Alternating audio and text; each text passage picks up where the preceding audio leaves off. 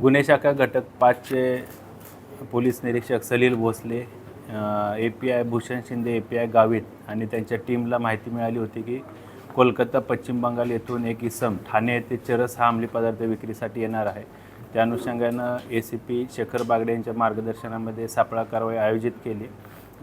त्यामध्ये संशयित इसम शनवर अली राहणार कोलकाता पश्चिम बंगाल यास ताब्यात घेण्यात आले. त्याच्याकडून 5 किलो 50 ग्रॅम चरस हा अंमली पदार्थ जप्त करण्यात आला, ज्याची किंमत अंदाजे 5,50,00,000 इतकी आहे.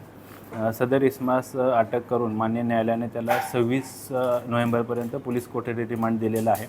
सदरचा इसम हा पश्चिम बंगाल येथून ठाणा येथे चरस विक्रीसाठी कोणाला विक्री करणार होता, त्यामध्ये अजून कोण इसम किंवा आरोपी संशयित कोण सामील आहेत का, त्या अनुषंगानं घटक 5 गुन्ह्याचे पोलीस निरीक्षक आणि त्यांची टीम हे अधिकचा तपास करत आहे.